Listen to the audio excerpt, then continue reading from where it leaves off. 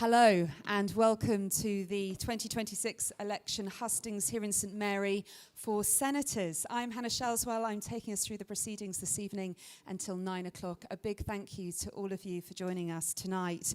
And thank you for joining us online as well. We are live streaming to the Vote.j YouTube account, so thank you for being with us. Just to let you know, if you are joining us online, you can access closed captions, and you can do that by pressing the button on the bottom of your screen. A recording will also be uploaded of this evening to the Vote.je website and to YouTube after the event. Now, I am sure that you are aware, but you can only vote for 9 of the candidates who've put themselves forward for this role. There are 9 island-wide seats available. The candidates, as they have each evening, as we've had these hustings, has drawn lots as to where they're sitting tonight in the interest of fairness, so we mix things up. But oh yes, mobile phones on silent, thank you so much. In alphabetical order, your candidates are Martin Aliga, Tom Binney, Mark Boliat, Alan Brecken, Carl Bush, Guy DeFay, Lyndon Farnham, Ian Gorst, Serena Kirsten Guthrie, Mary Lehegara, Alan Lepavu, Steve Luce, and Alan McLean, who are all independent candidates.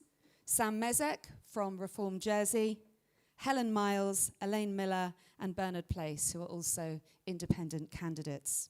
They've all agreed that they will deliver a 2-minute speech this evening, and then we will have time for questions. Just to let you know that to keep things on time, the candidates do ask that I ring a bell. If you've been to any of these hustings, you will know what that sounds like, but at 30 seconds to go, there'll be a single ding, and then when it's time to stop talking, there will be a double ding. Okay, so it's time to get going. This evening we have drawn lots to start at this end of the table. So Mary Lehegara is going first. So Mary, over to you for your 2-minute speech. Thank you. Good evening, everybody. I was born and raised in Jersey in a farming family. Mum and Dad were brought up in St Mary's during the war. I've got fond memories of this great facility which you have here, where your kids' club runs. My daughter attending through school holidays from the age of 4, particularly when I returned to 24-hour rotating shifts. I spent 25 years in policing, being promoted as the first female inspector in Jersey. Has given me a background in team working in both public and private partnerships, delivering community initiatives. I've employed a collaborative approach in my political career, in scrutiny and as a minister. Health and Social Security Scrutiny Panel Chair, we identified and delivered accommodation for those in mental health crisis at Orchard House, avoiding detention at the police station. As a Minister for Justice and Home Affairs, with a broad portfolio, I've led and supported staff delivering fire safety, harassment and stalking laws which include emergency barring notices and orders, intimate image abuse, dissemination of intimate images, cyber flashing and no-fault divorce. We need to increase our resilience looking at a holistic approach. Produce more and export less, which will reduce our plastics, transport costs and improve our environment. Support and encourage on-island upskilling, continual development using further and higher education is necessary so that we can promote on-island talent. Encouraging islanders to return following study. Let's not say no to someone because they lack experience, but say yes and encourage them to return and develop them further. Jersey's infrastructure suffered from long-standing underinvestment. We need to pursue a strategic value-for-money approach that protects taxpayers whilst Jersey remains modern, competitive and well-connected. I'm an accounting technician and I have an LLB in law. Public safety and well-being are essential for our community to thrive. Thank you. Mark Boliat. Good evening, Mark Boliat. I was born and educated in Jersey. My career has taken me from serving pints at the Smugglers Inn at Waynay to holding chief executive and chair positions in business, charities, government and public bodies in Jersey and in Britain. That experience doesn't mean I know all the answers, far from it, but it's taught me how to ask the right questions, to work collaboratively with others to tackle big issues, to take good decisions and to implement them. The government of Jersey has got too big. we can't afford it, particularly as many household budgets are under pressure. And we don't want to have tax increases to deal with the problem. That means we have to grow the economy, and to grow the economy, we have to remove barriers to business. And there are many barriers, mainly caused by government, oppressive and unnecessary regulation. We need to radically change the way that we regulate. There's room to simplify planning in a way that will not threaten our wonderful environment. And, like it or not, we must remember that our finance industry accounts for 2/3 of our tax revenue. I'm passionate about education, from early years to higher education. Only 64% of children starting primary school are at the expected stage of development. Our attainment levels at GCSE and A-level are middling, roughly the average for England. Opportunities for higher and further education on Ireland are limited. We must do better to give our young people the best possible start in life. Jersey is a very special place. I want to keep it that way. I want to work, if elected, collaboratively with all members of the Assembly, with business, with charities, and with communities to give you, the people of Jersey, the government you deserve. Thank you. Martin Aliga. Good evening, St. Mary's. Thank you all for coming. Martin is my name, and I'm a resident here in Jersey. Originally, I come from Uganda, and what brought me to Jersey was a beautiful girl found in Lamoille, and that's where I live. So as you think about voting, your vote is an investment in me. It's not giving me a chance or an opportunity to go to the State's Assembly. I'm requesting you to consider your vote as an investment, because at the end of 4 years, I must have a return of investment to you for the work I have done. Today, I want to focus on one thing that touches me. As I came to Jersey, I did not know I'll experience hate crime. But it was so surprising that there are people who could actually attack me for just being me, for just being different.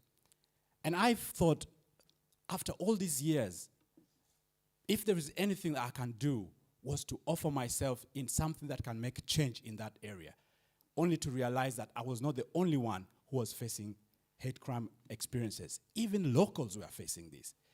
Amongst the white communities, there are people who actually attack each other for just the difference, maybe because you drive a nice car and you come and find it crushed. That is hate.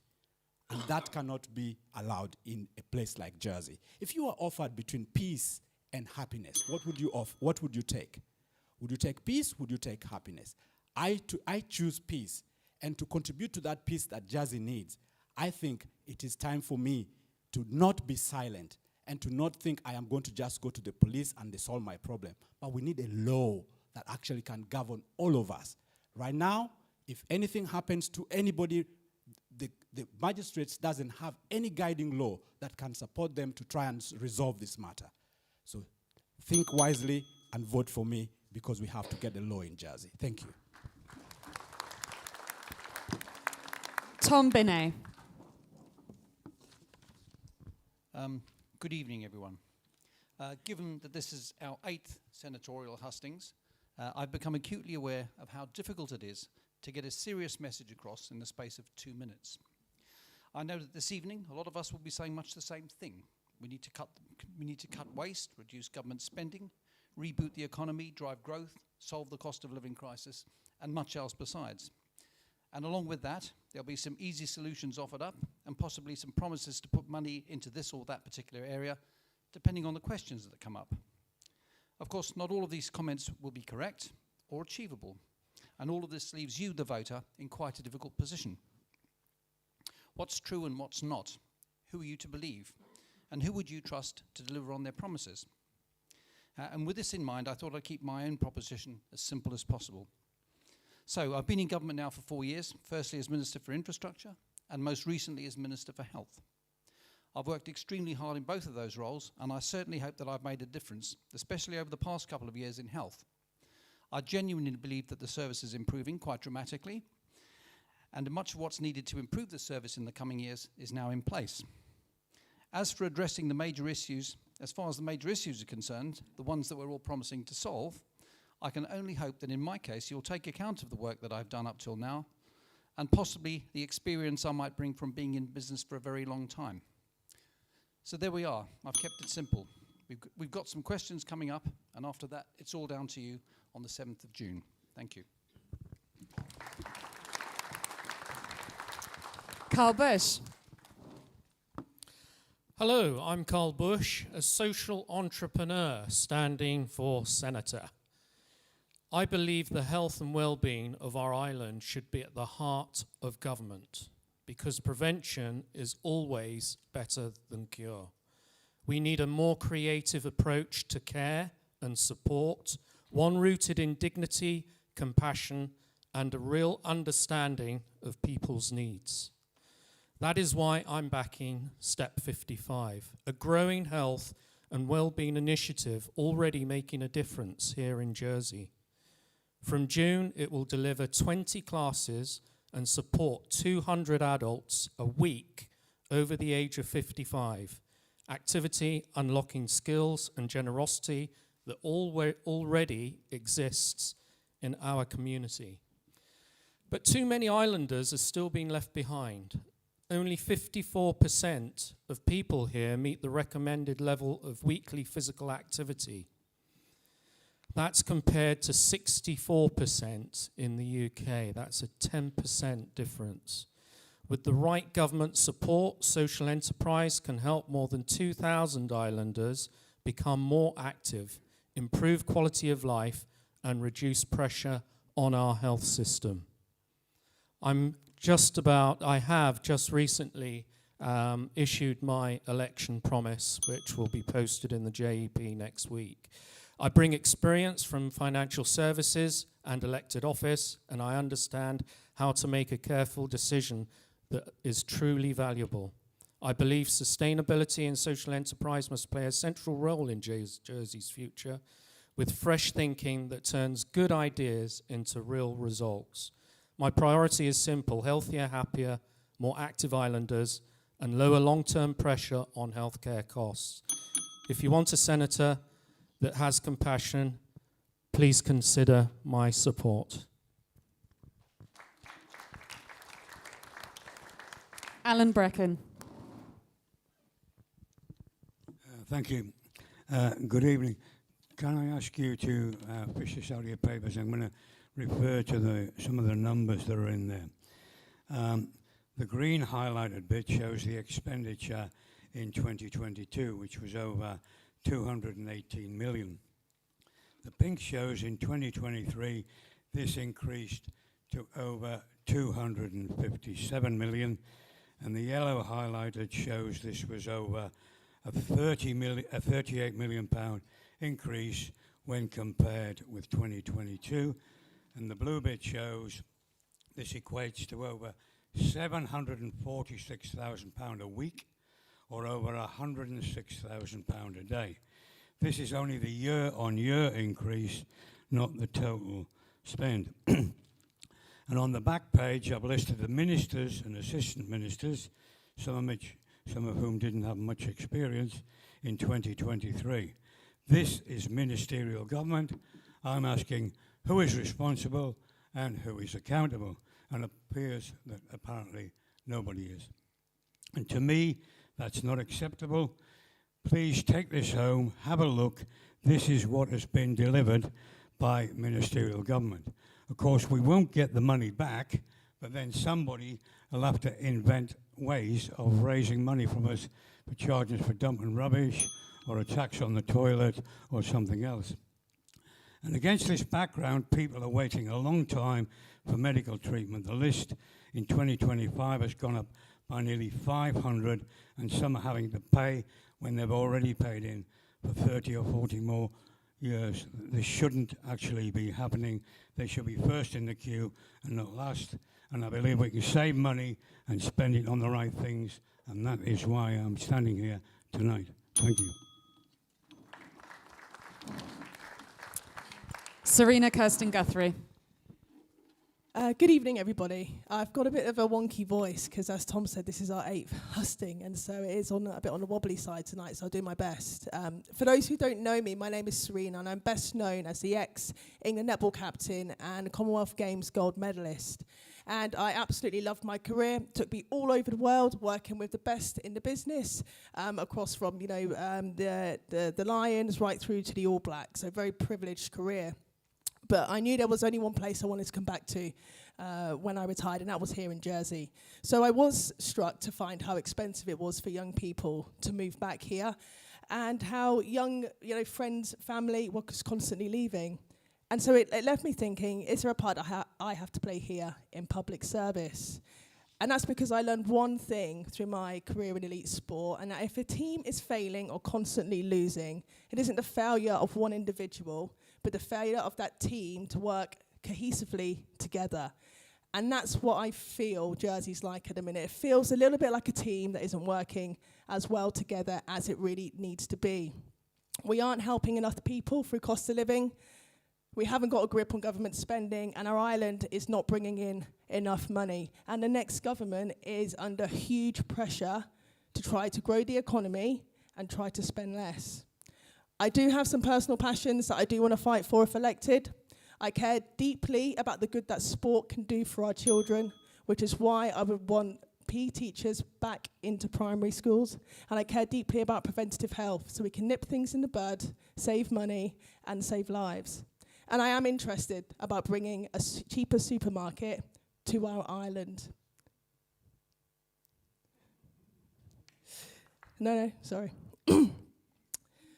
You are in charge of electing a group of candidates who need to take responsibility and deliver. And I will bring that mindset. Thank you. Come on, boys. Helen Miles. Good evening. I'm Helen Miles, and I'm standing for Senator as an independent candidate. My background is in criminal justice, with a 30-year career working for Customs and Immigration, the Probation and Aftercare Service, and the States of Jersey Police. I was also a founding member of the charity Autism Jersey, and I'm a former member, a lay member of the Public Accounts Committee. I'm currently Deputy of St Brelard. I've served as Minister for Justice and Home Affairs, and I'm now Chair of the Corporate Services Scrutiny Panel. And this has given me a very balanced experience of serving both in government and on scrutiny. As a Minister, I established the Violence Against Women and Girls Task Force and delivered the Building a Safer Community framework to support early intervention against crime.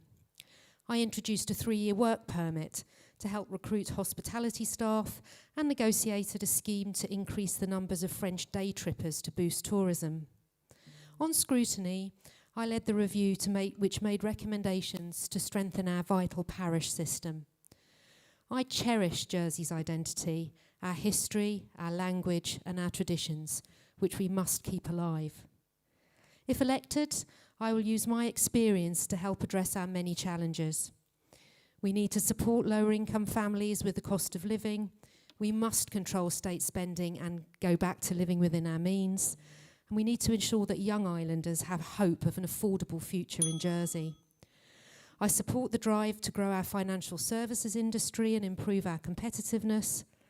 But we must also support agriculture, tourism, and hospitality, alongside other appropriate diversification.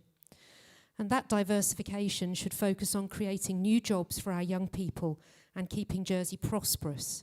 It should not be about growing cannabis in the countryside or replacing crops with solar panels. We live in a wonderful island, and with positive change, we can be optimistic about the future. Thank you. Steve Luce. Good evening, ladies and gentlemen. It's a real pleasure to be here this evening. After 15 years as Deputy for St Martin, I'm running for Senator because I supported the return of senators, and I also believe that ministers should be senator. I've been the Environment Minister for the last 2.5 years, and I'm hugely enthusiastic about the role working with farmers and fishermen. As an ex-farmer and oyster grower, I love my land and the sea. I'd like to continue in that role. I've still got the energy to work with farming and farmers and fishermen, And my proudest achievement in recent years is to secure over £6 million of annual funding for farmers, and it's wonderful to see a future now for young farmers in our countryside. But the Environment Minister is so much more. I have responsibility for the state's vet, and earlier this year I introduced an animal welfare law to look after both wild and domestic animals. I have responsibility for water, and I've started much needed work to address the issue of PFAS in our groundwater. And as the Minister with responsibility for our territorial waters, I've introduced the Marine Spatial Plan and marine protected areas to safeguard the marine environment. In the next 4 years, the Planning Minister, another one of my roles, will have to introduce a new island plan, and that's going to be a vital document that will take us out to nearly 2040. We're going to need yet more affordable homes for our young families so they can see a future in this island, and more importantly even, we might need to find some light industrial land so we can diversify the economy and provide some of those much needed jobs for those young people. One of my main focuses, if I'm fortunate enough in the next few years, will to get our farmers to grow more crops for local production, local catch on our plates in our kitchens and dining rooms, and I think we owe it to help them to help us. Thank you. Alan Lepavu. Good evening. My name is Alan Lepavu, and I'm standing because Jersey needs practical, community-focused leadership at a time when many islanders are under real pressure. Through my work with the Bode Foundation, young people, families and community organisations, I've seen both the strength of our island and the strain many are under. Too many people are struggling with the cost of living, too many families feel locked out of housing, and too many young people are questioning whether their future is here at all. That's not sustainable, and it needs urgent, practical action. I'm not a career politician, and I'm not driven by ideology. I believe in listening, working collaboratively, and focusing on what works. I believe Jersey works best when three parts move together. A strong economy driven by commerce, an effective, focused government that produces policies and legislation that benefits our community, and a supported charity and community sector properly funded where it delivers essential services. You won't always agree with every decision I make, but you will know it's thoughtful, balanced, and rooted in what's best for our community now and into the future. If elected, I'll work hard, stay accessible, and focus on an outcomes-based accountability approach. Feel free to Google that. I'd be grateful for your support, and if I got in, I would really be interested in working within the Ministry for Children and Families. Thank you. Guy DeFay. I'm afraid I'm not here to tell you good news. I have to tell you the bad news of what is coming over the horizon.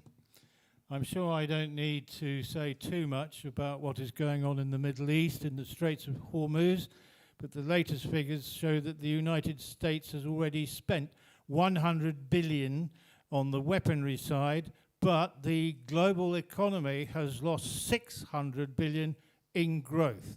This means prices are going up everywhere, oil is running out, look at Cuba, and we cannot avoid this because we import so much into this island. So we are going to get hit with cost of living, and to a large extent there's nothing our government can do about it because it's just happening. We may be in a global recession now, but the experts say there's definitely a run coming over the horizon. So it's buckle up and stand by. Now, what can we do locally? I have suggested that the first thing to realise is that the less well-paid and those on a fixed income, such as pensioners, get hit the worst. If you're well off, cost of living increases won't be too much of a problem. But we need to now sharpen our act. I believe we're all in this together, and we got to pull together. And that means some people need help, and others need to pay up a bit more than they do now. Now, that's, I'm afraid, just the tip of the iceberg. The tip of the iceberg. We have numerous problems across the board. I was asked which minister would I like to be. I said, we haven't got the job. I would like to be minister without portfolio because the problems are in every department. I think you can see where I'm coming from. We're up against it. Jersey is on the precipice. We will either get through this or we will be in big trouble. Lyndon Farnham. Thank you. Good evening, everyone. My name is Lyndon Farnham. I was born in Jersey. I've lived here all my life. I raised my family here. And I'm standing for election because I care deeply about the type of island we're shaping for future generations. Around the world, we are seeing economic instability, rising costs, conflict, and pressures on living standards, and we are feeling those pressures too here in Jersey. Since becoming Chief Minister in 2024, I have worked to restore some stability across government, strengthen discipline in the management of our public finances, and getting government working together again. And we've made some progress. We've enabled 153 islanders into home ownership through the newly established First Step scheme. We're implementing all of the 76 recommendations of the Violence Against Women and Girls Task Force report. We implemented a recruitment freeze across the public sector and reduced spending on external consultants by £44 million. And that's a good start to start bearing down on our public spending. But we must build on this progress to ensure Jersey once again becomes a place where young islanders can aspire to own a home, raise their families here, and choose to stay because they are confident about the future. I'm optimistic about Jersey's future because we are a resilient island with enormous strengths, a strong community of talented, hard-working people, a successful local economy, a clean and safe place to live. But in these challenging times, I believe we need leadership that is steady, experienced, forward-looking, honest about the challenges, takes responsibility and get things done. And I also believe our best years lie ahead of us if we work hard and have the confidence and determination to build them together. Thank you all for being here this evening. I hope you will consider me for one of your votes, and I look forward to your questions. Maybe not all bronze, but everybody else's. Thank you very much. Sam Mezek. Good evening, ladies and gentlemen. Thank you very much for being here. My name is Sam Mezek. I'm Jersey born and raised before studying law in London. And for the last 12 years, I've served as a States member, as both a deputy and senator, and in various roles within that, including chief scrutineer, and for the last 2 years, Minister for Housing. I've spent a really lovely afternoon in St Mary visiting voters, knocking on doors, and when I've been able to tempt them to speak to me instead of enjoying the beautiful weather we've had today, one issue keeps coming up time and time again, and that is our young people and our children, and whether Jersey will be a place that they can have hope, will be a place that they can raise their families and be happy and prosperous here. And of course, housing is a huge part of that. And I'm really proud of the work I've done over the last 2 years to try to turn things around. The First Step scheme has been a brilliant new first-time buyer scheme helping people into home ownership. I've laid the groundwork, figuratively and sort of literally, with Andy M Homes to start their building programme for new family-sized homes and homes for downsizers.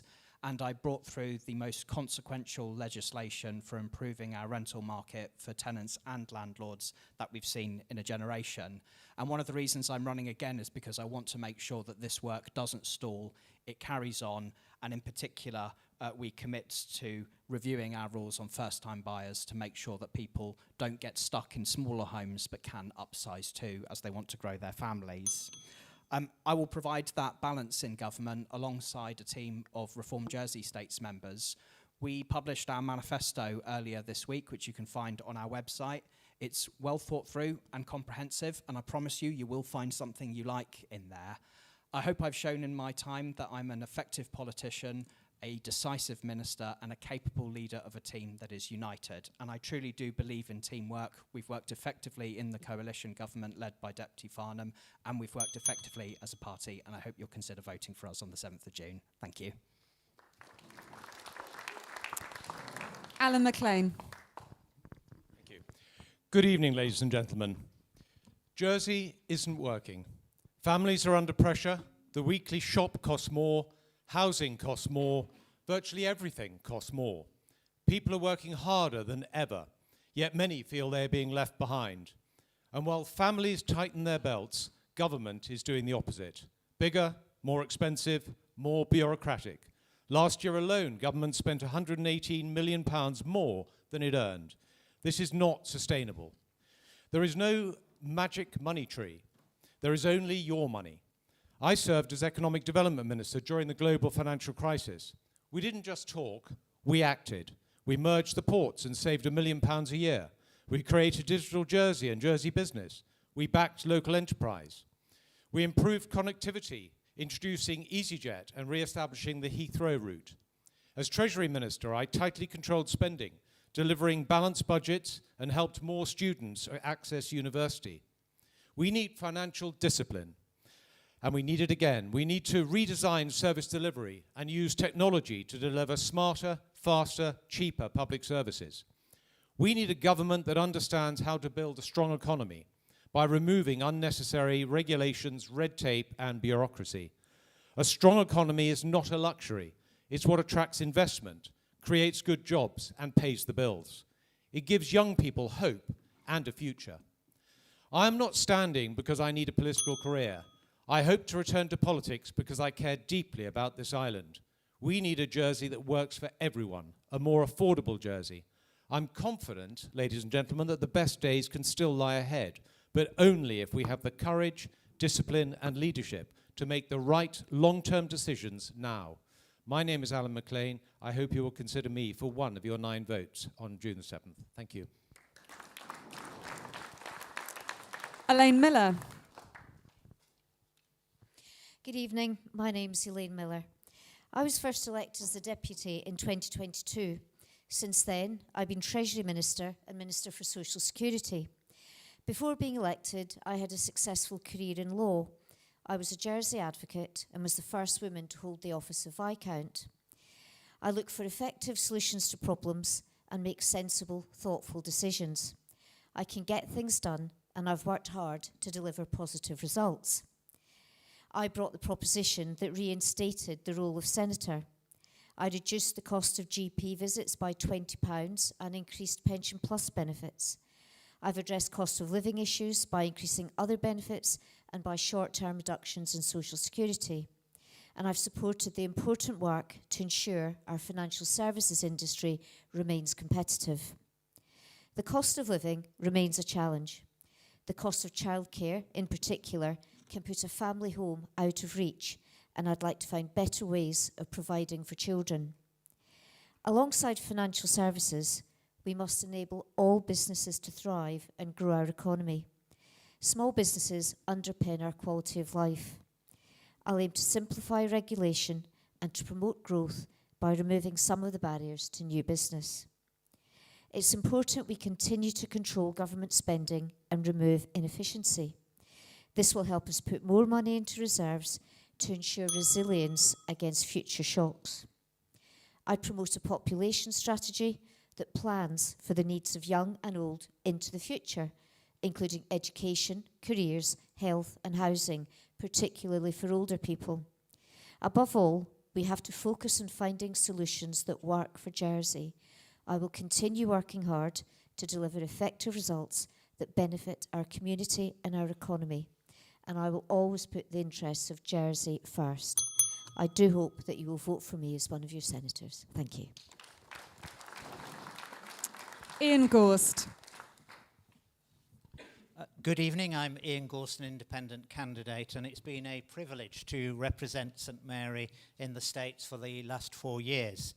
I've always done my best to stand up for St Mary and to keep Jersey special. I'm standing so that I can continue to be a strong voice for Jersey, defending our interests, promoting our economy, and building a sustainable future for our community. These are challenging times, and they call for experienced, calm, and serious leadership. People and businesses across the world are craving stability, and that is what Jersey must continue to offer.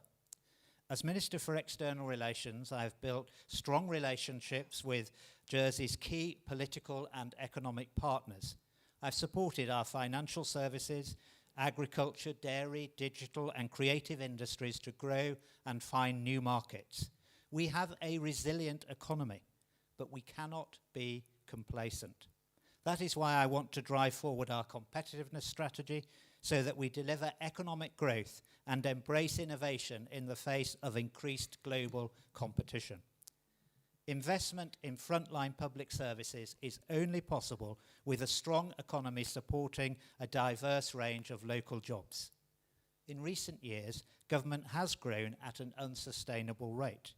I have been, and I always will be, a voice for restraint to control public spending and ensure you keep more of the money you earn. Jersey has always adapted to changing times. With strong, effective and proven leadership, we will do so again. And I ask for one of your votes on June the 7th. Thank you. And Bernard Place. Thank you. Good evening.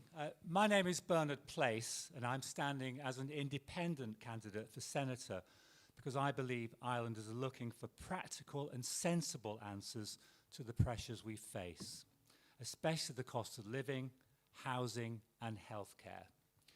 After 40 years of public service, including many years as a registered nurse, I've worked from the front line to executive board level.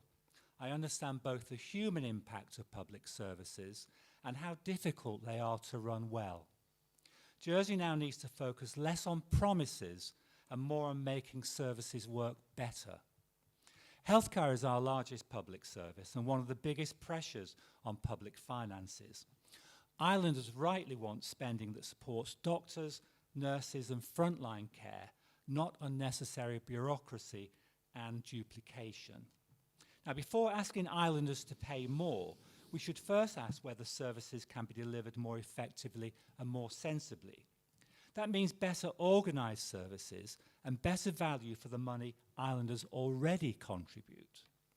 Now, this election is also an opportunity to widen experience and perspectives in the States Assembly.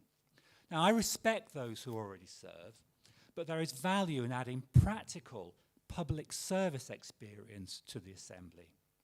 And many people who read my JEP articles describe my approach as sensible. Now, I'll take that because after 40 years in public service, I've learned that the loudest answer is not always the best one. The best solutions are usually practical, measured, sensible. And that's the approach I hope to bring to the States Assembly as one of your 9 senators. Thank you. Thank you very much to all of the candidates. That's all of the speeches. So we're now going to have a time for questions, and we're going to take 2 questions at a time. Annie is helping us with the microphone tonight here in St Mary's, so thank you very much, Annie. We just ask that you pass the microphone straight back to her after you've asked your question.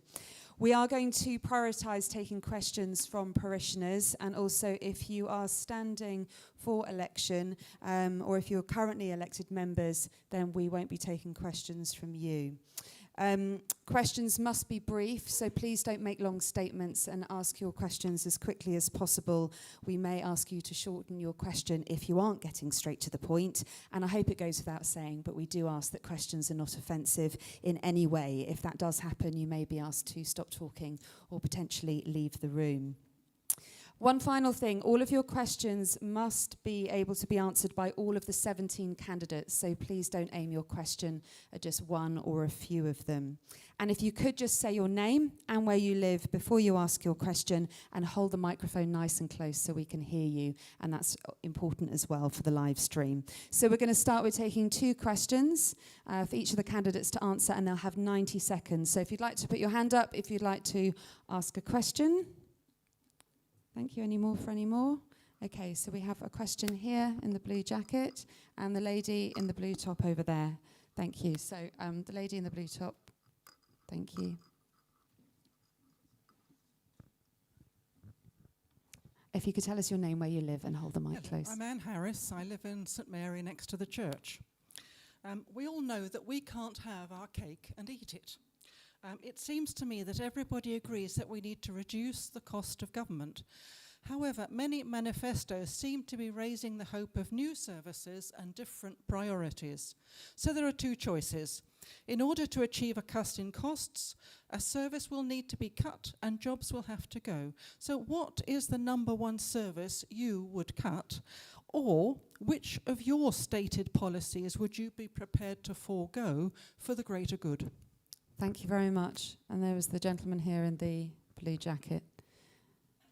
Thank you. William Lazell, resident of St Mary's. Two of Jersey Electricity's 6 proposed solar farms across the island are located in our beautiful parish. It has been unfairly targeted, and if the second site at Champs Verts, which is very near here, is successful, it will result in the terrible loss of 50 verges of productive agricultural fields for 40 years. What is each candidate's position on any future planning application at Champs Verts here in St Mary? Do you support it or oppose it? Thank you, William. Okay, we're going to start with you, Bernard, at that end. You should still have the microphone, and you'll have 90 seconds, and we'll go along the line before we take more questions. Thank you. Okay, thank you very much. Cutting costs, cutting services. The answer is not necessarily if we redesign services. And we can redesign many of the services that we provide to cut out unnecessary steps, and in doing so, cut out expensive employees. So it's not about cutting services. We need to explore actually making the services run more efficiently in a redesigned way. And I've got lots of illustrations for that, but I don't really have time to describe them. In terms of solar farms, my position is supporting the presumption against. Now, my position has changed on solar farms as a result of listening to parishioners both in here and in St Martin, where we were last night. And that is to actually question the need for the solar farm in the first place through the transparency of the way JEC works. And again, it's too complicated to go into detail. This is my electricity bill. I get charged nearly 22 pence per unit. I suspect that Jersey Electricity pay far less than that. Suppose they pay £10 pence a unit, then actually they can provide solar energy in their business case that says it's cheaper than 22 pence.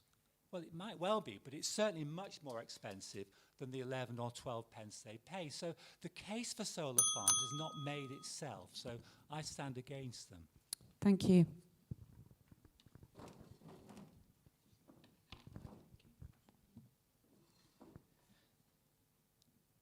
If we are going to reduce expenditure, then services need to be cut as well. But I think that the work that's already been started around not employing external consultants to the same extent that we have done in the past, as Deputy Farnham said, 45 million have been saved only last year. More can be saved. But for me, the biggest issue is about growing the economy so that we've got more money coming in, because unless we've got money coming in, we can't afford the public services that we all need. And that's why my manifesto focuses on growing the economy, making sure not only financial services, but the much wider economy, all sectors are competitive, and government needs to support those with businesses to make sure they remain competitive. We'll have the use of technology as well. That will help. When it comes to solar farms, of course, it was my privilege to support parishioners in their rejection or against the solar farm here, and support the proposal in the States so that there's a presumption against solar farms on green fields. We haven't spent all this time protecting green fields from development just to put solar farms on them. But I'm not critical of the JEC. I think the JEC is doing a really great job. They're providing carbon neutral electricity at reasonably low prices when you compare them to other places around Europe. And they should be supported to continue that work and not the other.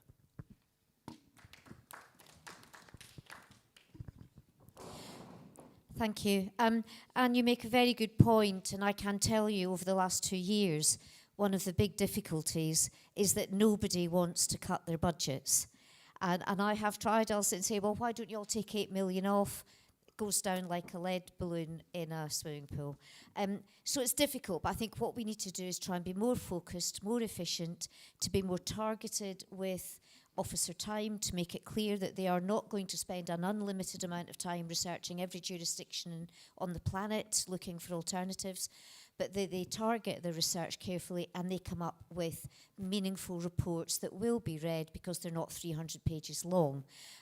Officers who work with me will, I think, tell you that I am always challenging them on why their documents have to be quite so long. So we just need to get better at using our time. That is part of it as well. And we just need to be very careful about how we are spending and what we're spending money on. Is it things that really deliver value and are meaningful for the population?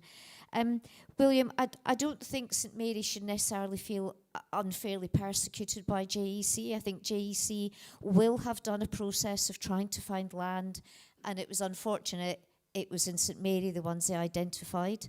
I don't think there's any kind of special. St Martin are equally unhappy. There are arguments for solar power in terms of sustaining power. Jersey Electricity have done us a good job, but we have a presumption now against them on good land, and it also has to be done with support of the community. Thank you.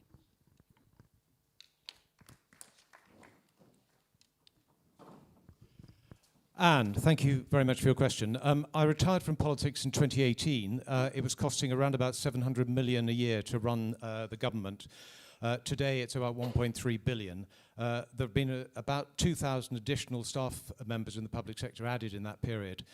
What I think is fair to say, rather than cutting services, I think there's a lot of waste that can be taken out, and certainly by utilising technology. I'll give one example. In Singapore, they use technology in the planning system, and it's almost fully automated at the front end. It makes it a lot quicker and a lot cheaper to operate, and we should be looking to do far more of that. I would also, and my manifesto makes it clear, the economy is a key area. We've got to bring the revenue in. We're seeing the economy at the moment struggle, and it will continue to struggle if we don't sweep away a lot of the excess regulation, red tape and bureaucracy and make Jersey much easier to do business in. We've got to bring the revenue up. That will help on the other side of the equation. But the very first start is waste, dealing with cutting out waste and fat, which I have no doubt is in the public sector at the moment. William, with regard to your question on solar farms, I am a board member of Genuine Jersey. There's nothing Genuine Jersey-ish about putting solar panels over agricultural land. So the answer is absolutely not. I wouldn't agree with that. There is a place for solar, by the way, in the right areas, brownfield sites, perhaps greenhouse sites, possibly. We do need to consider it for energy resilience in the future, but not on agricultural land. Thank you. Thank you, Anne. I think that the government spends a lot of money on things that actually don't really qualify as a service. And I've seen firsthand in my time in government, and I don't want to sound too derogatory about this, but people whose job it sort of is to write reports that nobody ever reads, or people whose job it is to undertake administration processes that are really just about ticking boxes and don't actually meaningfully improve the quality of what islanders are receiving from government. I've seen a lot of that over mission creep over years, and what we need is a government that is united in an agenda to say the cost of administering government is full of waste. How can we do that more effectively and efficiently so we don't face pressure to cut back on the services that actually affect people's lives, like providing more free nursery care, like making sure our schools are staffed with the right number of people to deliver SEND provision, that kind of thing. We must make sure that we avoid an austerity approach and instead focus on making sure that we're doing government properly and efficiently. William, when it comes to the solar farms, Deputy Tadjia brought a proposition to ask the states to agree that the planning rules be changed so that there's a presumption against applications for solar farms. That was adopted, and I think we should respect the democratic decision of the States Assembly. Whilst the rule's not actually been implemented yet, it's been decided that it will be, I think we need to send that message to Jersey Electricity that whether the rule has actually formally been changed or not, the democratic decision has been made, so let's respect it.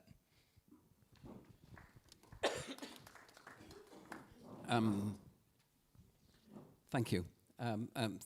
Thank you, and we can save money by reorganisation, prioritisation of spending, but the one thing I'm concerned about is the cost of the carbon neutral roadmap. and wind farms. We've already spent £1 million on wind farms. Now, I am for the environment. I brought a proposition to states to acquire the land at St Mary and at Greve de Lec, and give it to the National Trust for safekeeping for the people of Jersey. But I support, in our efforts to move towards improving the environment, carbon neutrality, I support doing that in ways that are affordable and realistic for Jersey, bearing in mind our size and the impact we have on the global situation. I voted in favour of the proposition in the States, the effect of that decision is to introduce a clear presumption against solar farms on agricultural land. This decision reflects the current position of the Assembly and the next Assembly, and it carries significant weight. I would expect that future planning applications would and should be refused until such time as the states revisit the policy. I recently wrote to St Mary residents, and I copied the letter into the Chief Executive of Jersey Electricity, so he clearly understands my position. Thank you.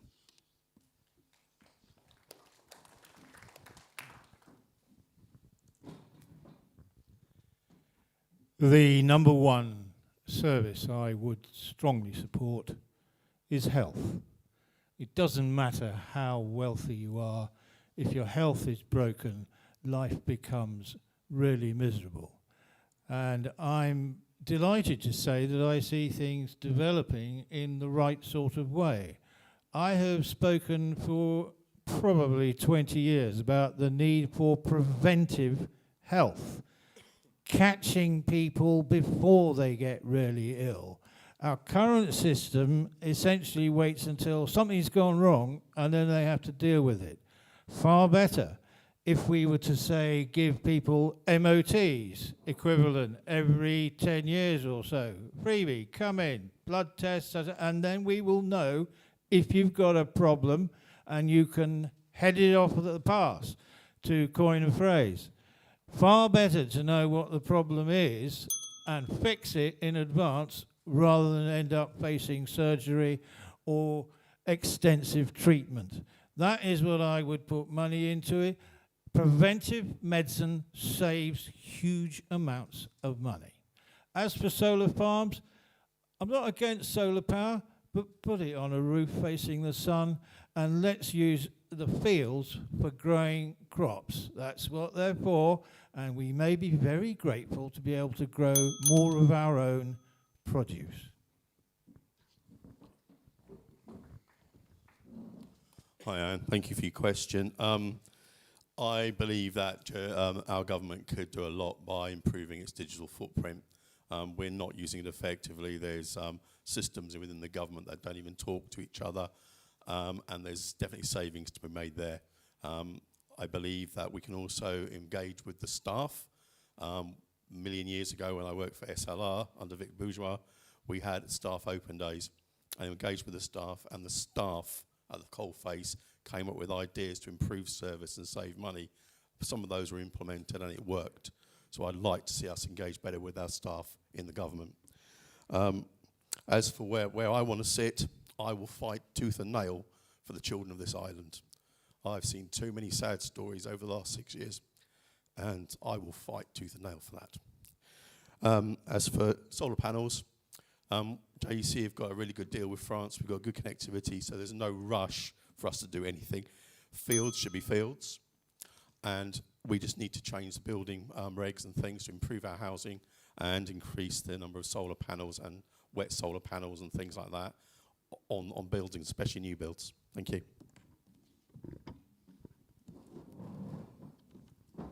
And thank you for the question. I went into a business the other day that doubled their output in a year using the same number of staff and paying the same level of wages. They did that using AI, and that's certainly a way that the states have got to go if we're going to look to get more out of the existing staff. If we're going to cut some things, what about cutting some reviews and cutting some of the consultations? Ministers should be allowed to just take sensible, common sense decisions, and that would save time and a lot of money. William, I want to get onto your solar. I've spoken about food security, farmers growing crops, and I think solar can help with energy security. I think that's important. I'm the minister that changed the permitted development so you can cover the entire roof of your house with solar panels. I think that's really important. I'm also the minister that has to defend the island plan in the States, and that's not always a popular thing to do. But what I can tell you is, in the island plan, there's policies about the protection of agricultural land. There's an exemption against development in the green zone. You know all this. But there's also another policy that says only in exceptional circumstances will fields be developed. So we've had a recent States debate. You'll know all about that. There is a direction of travel, an indication from the current States Assembly of the way they'd like to go. I'm sure that will be reflected in the next island plan, and there'll be a big debate about that. But until that time, the policies are there to protect agricultural fields, and only in exceptional circumstances will they be developed.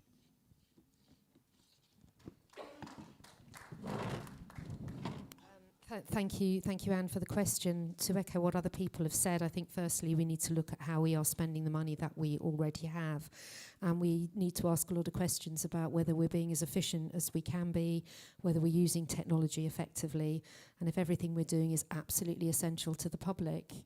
I think one area that we really need to look at is the arm's length bodies and the states-owned entities, each with their own officers, their own boards, their own HR functions, and their very high salaries and bonuses. I also think that we ought to create a public service stop doing list. Every department should be obliged to identify programmes to close, to merge, to digitise, to means test, or transfer out completely, either through commissioning or a straight private sector need to do it, so that what we're doing is entirely focused on the front line and where money should be spent. When it comes to solar panels, we had a similar question last night, and I'm still firm on that. On green fields, we should be growing crops. We have a house, we have solar panels, we have a battery, we're reliant, we're not reliant on that, but we do a pretty good job with it. I think the JEC needs to be more imaginative about where they're putting their panels. We have a prison, we have schools, we have other states' buildings, and I think we should be selecting those first before we look at any agricultural fields at all for the placing of solar. Thank you. I'll come to you first, William. So for me, I do believe we have to keep an eye on energy security and energy resilience over the next 10 years especially, but I do believe that there is a place for solar, and it isn't compromising agricultural fields or green fields. So generally in agreement with everybody else here. And cost of government, yeah, this is something that I'm really passionate about, because I care a lot about process and efficiency, particularly when it comes to performance. And right now we've got a civil service that isn't really performing as well as it could be. So I'm a huge fan of trying to digitalise. Estonia are doing this, have a digital government. It's been proven, the blueprint's already there. I think we should be taking best practice and bringing it into the island a lot quicker. I'd be a big fan of introducing a Minister of Digital Reform, so they can actually have someone very specific to follow it through to make this possible. But it's not as simple as just cutting services or people. I think we've got a very frustrated civil service, and I think we have to work with them. They're the people on the ground. The worst thing we could do is come top down in all of this and just tell them what they're good at and what they're not so good at and start cutting things out. We've got to bring them with us. There's a trust issue, and we need to provide better leadership so it's more efficient in the future.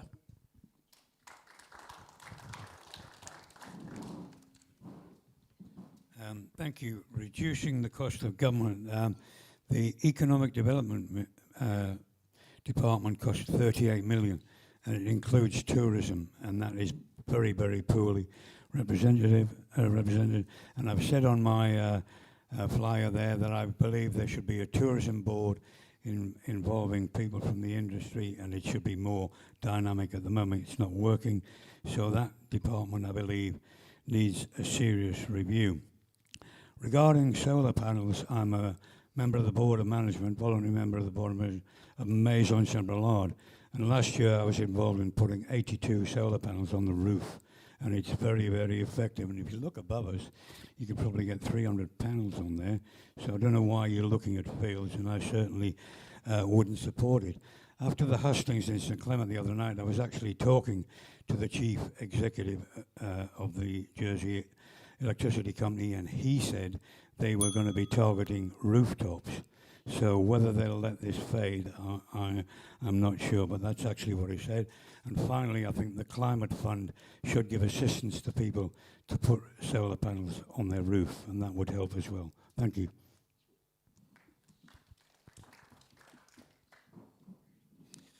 I go along with a lot of what has already been said.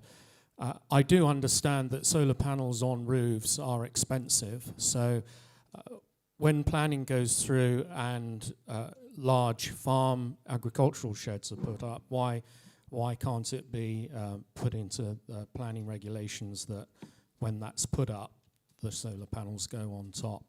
From where I come from in Devon, I've got a lot of experience of solar farms, and they're ugly. They're a huge blot on the landscape, and they're there on decades worth of leases, probably as much as 70 years. So they're there for the lifetime of some people, and it's ugly. I wouldn't want to see it here. I'd like to move on swiftly to your question. I'm not looking into cutting budgets of departments at the moment. What I'm focusing on is saving to health costs. Now, with activity, if we increase our activity by 1 hour per week, that will save £800 off the annual health budget. You times that by 2,000 people per year, and you then include healthcare as well, and well-being, that comes to close to 4 million in saving.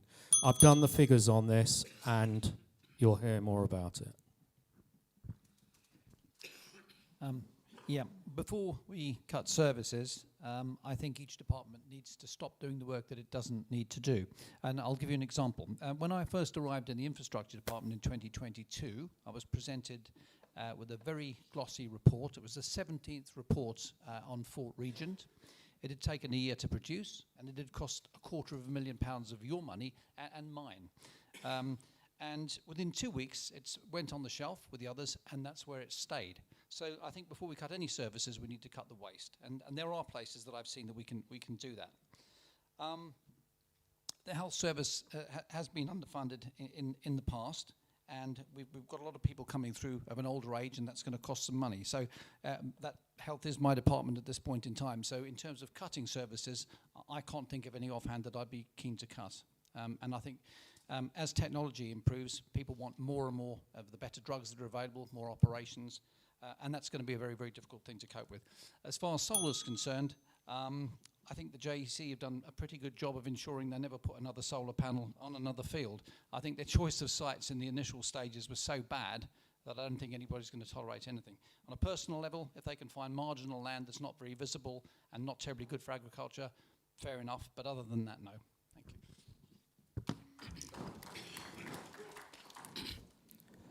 One thing I realize is that there's quite actually a huge number of turnover rates in certain departments where I'm not going to mention these departments because I'm still a staff member. I'm here. If I don't get this job, I have to go back to work. But just to give you a highlight, okay? Just to give you a highlight, is that some people are working and the turnover rate to sustain staff members that are consistent in those departments is the cost of, it creates a lot of cost because recruitment becomes the number one problem. So keeping people in their job to providing a conducive environment for staff members to actually do their work properly is what I would love to create. Give staff members the respect they need, the environment that support them, the equipments they need, and they stay longer and deliver the work. So recruitment for me would be where I would put a lot of emphasis. And then the issue with the agricultural lands being thought to be a good place for solar, I don't know. Where is common sense these days, by the way? Do you, when I hear about all these green energies, the cars are now drinking cooking oils. Come on. You grow maize to feed into vehicles when people are sleeping hungry. Where did the common sense go?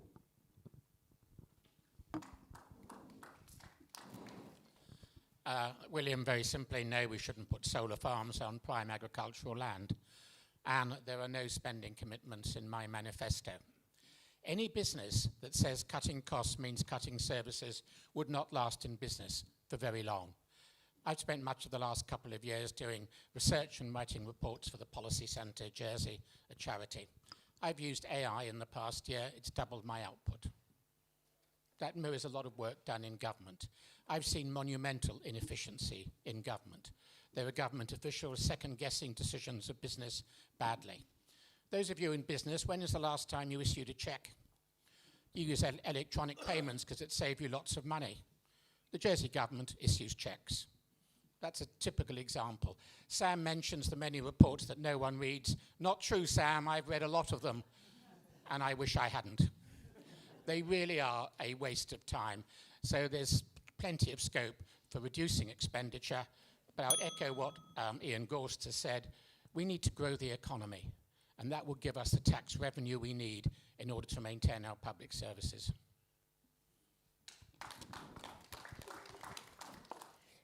In the first 2 years of this term of office, I was on the planning committee, and I rejected both the sites at St Clement and at St Mary, because as far as I'm concerned, land is for growing vegetables and also for grazing cattle. From my perspective, it's a no. And I think, as I've said already, I think from our resilience point of view, we need to start growing more and exporting less. So it's a definite no from me. There are other opportunities. In relation to the question in relation to saving money, first and foremost, let's not create any more extra bodies, because what starts as 100,000 ends up over as 1 million, because we've seen it so many times before. In relation to the talking about the increases of staff, this has been looked at by the senior officers, and it's quite clear that there's certain places where these increases have come, and some of those have been worthwhile, but let's have a look at why they've increased and whether they are or aren't adding any value. Thank you. That's everyone who's answered those questions. Thank you very much. Okay, it's time to take 2 more, if anyone would like to raise their hands. There's the girl over there in the black top. Thank you. And I'll take one from the back as well. Hi, I'm Roxanne from St Mary's, and my question is in regard to, with AI being used more and more in workplaces to either help streamline jobs or potentially get rid of them altogether, how do you plan to protect young people who may not either have the seniority to be able to prompt the AI in the more senior positions, or just not have the education to be able to kind of carry on in terms of with any of the new jobs that might come across because of AI? Thank you. There's a gentleman at the back. Thank you. If you want to put your hand up so Annie knows where she's going, yeah, thank you. Just tell us your name and where you live. Thank you. Hi, good evening. Jack Muller from Pranthill Farm, up the road. Good evening, candidates, and thank you for your speech, for your speeches. Many of the candidates this evening have spoken about growing the economy, reducing red tape and regulation, implementing health measures, preventative health measures, and producing local produce for islanders. In that regard then, as a young entrepreneur with a young family in St Mary and a licensed producer of cannabis, could the candidates please confirm their position on medical cannabis and subsequently the impending debate on recreational cannabis? Are you supportive or not? Thank you very much for those questions. Steve, if we could start with you this time, is that okay? But I need the microphone coming back up this end, Mary, if that's okay from your side. Thank you. Yeah, wonderful. The first answer, so no time to think. I spent an hour and a half talking about children this morning and the challenges they face and the threats and pressures from social media. Certainly I've already committed during this campaign that if I am re-elected, I will bring a proposition to see what we can do to protect our young people from social media and the effects that it can have. But from my perspective, the younger people are already clued up on AI, they're already clued up on tech. Certainly my children, even my grandchildren, are still teaching me what to do. So I think education is the key. I know technology moving at a great pace. It's really difficult for tech teachers to keep up with the speed that technology moves, but at the same time, we must all work together to make sure our children are completely savvy with tech and AI so they can achieve the best out of it, and I'm really not in the best place to tell them how to do that. Jack, thank you for the question about cannabis. I think we go back to probably 2018, around then when cannabis first came onto the island growing in greenhouses, and at that time some of you will remember Steve Pallett and your current constable and myself were the scrutiny panel, and we did a big piece of work on the future of cannabis in Jersey. We said two things. One, we don't think we're ever going to make any money out of it. There's a lot of promises about money, but we don't think government will see much of that. And the other thing we said, which is the most important thing, put the regulation first and then start the industry. And what did we do? We did it the other way around. I wish I had a lot more time. I've got so much more to say about this. Yes to medicinal, no to recreational.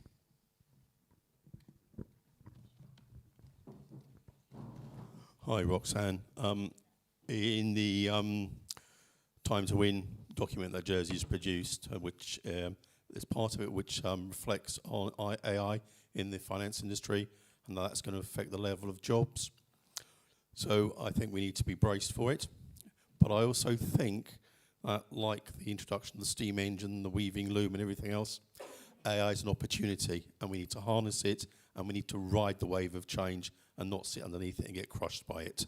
So I'd like to see us investing and working towards that. Cannabis, oh my God, I'm still researching cannabis. I've really got lots of stuff about it at the moment. From what I understand, it's less addictive than alcohol, and alcohol's always been a big problem.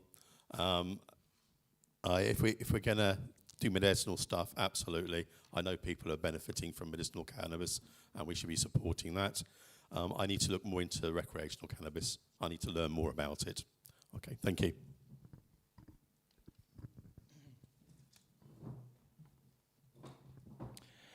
Artificial intelligence is coming. So far, I'm not over impressed with it, but there's a massive amount of advertising and marketing going with it, and people are investing huge amounts of money. I was quite interested to really understand that here was a young person asking what sort of protection they need. I rather think it's older people need protection from artificial intelligence. Young people, in my experience, are very good at high tech one way or another, and they're certainly swifter across computers than I ever will be. But it's something we need to keep a look at, because if it comes good, these are a lot of administrative jobs being replaced by software. So this is a big issue, and I'm not sure that people quite understand the magnitude of it. Now, recreational cannabis. I think it would be far preferable to tobacco, frankly, but realistically, Jersey is about 40 or 50 years too late on this subject. It might have been handy to take a more relaxed view a long time ago, before people decided to get in drugs that were much more easily to smuggle, white powder and little packets. But we are where we are. Let's see where we go.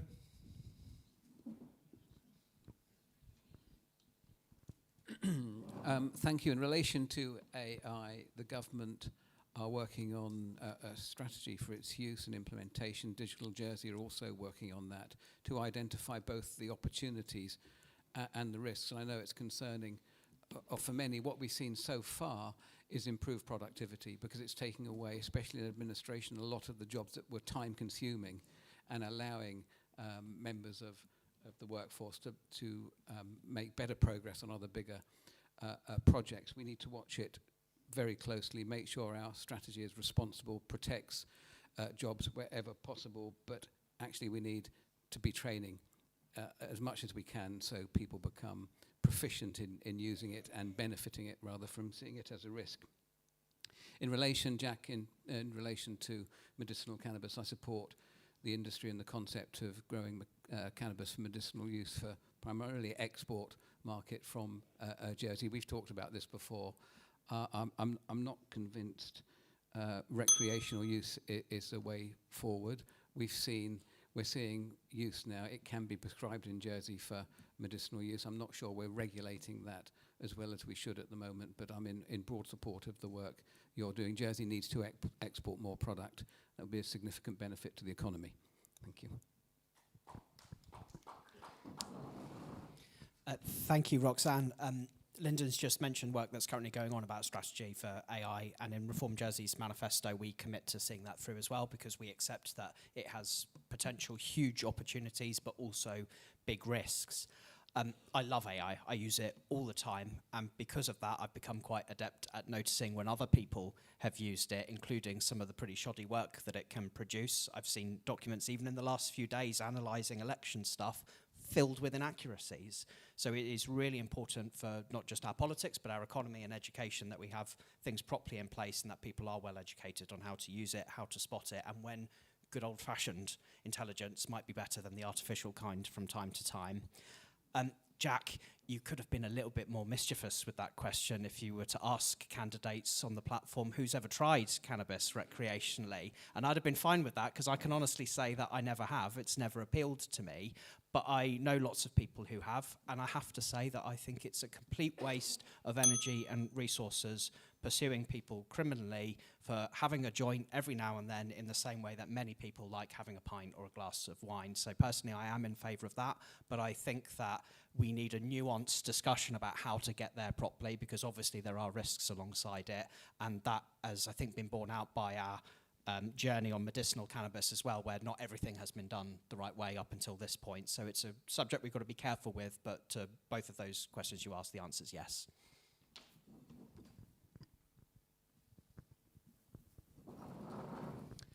Thank you. The AI issue, it's a fascinating subject. I use it myself. I've played around with it. I've learned a lot. I think from young people's perspective, they're far more informed than perhaps slightly older people like myself. I know my sons teach me an awful lot about it. But I do think the key lies in education. That's where we've got to start. And there are jurisdictions that actually start teaching in primary school as young as that, and I think that's really important because that's where we're going.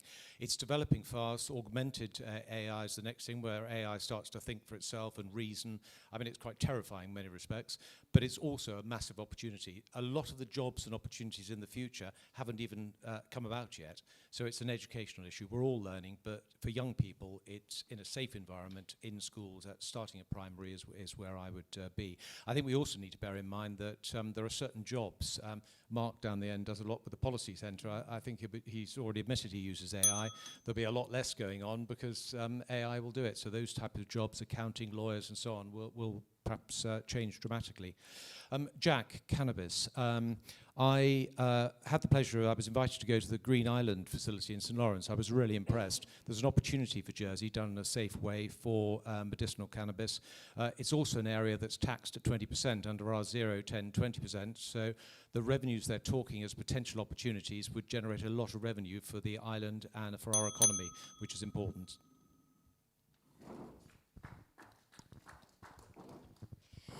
Thank you. I don't have a great deal more to say about AI in the subject, but I do think it creates opportunities, but we need to be very careful. It's not the answer to everything, and there will always be jobs that simply cannot be done by AI. There will always be jobs that need a real live human person involved in them, but it may make those jobs more valuable, more interesting, more effective.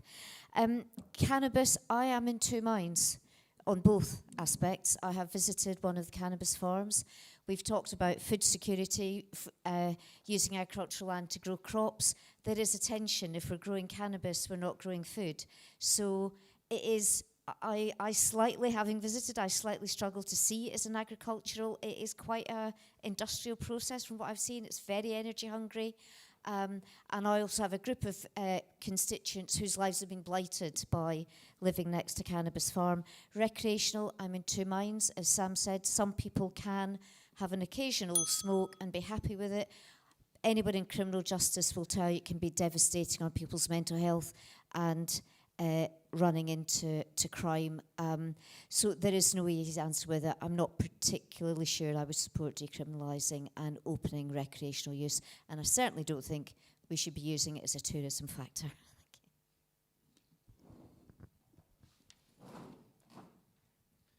Thank you. I'll do the cannabis question first, if that's okay. Medicinal cannabis, I'm not sure that I voted for it, but it does seem to be working, although I don't think the regulation is in the right place, and I much prefer it to be exported. Recreational cannabis, it's been said I'm an old dinosaur, so I'm against that, and I wouldn't be voting for it.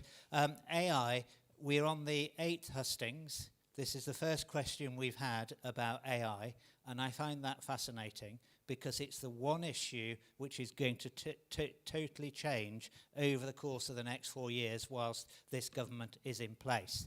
I am not afraid of it. I understand why some people are, but it's going to transform our community.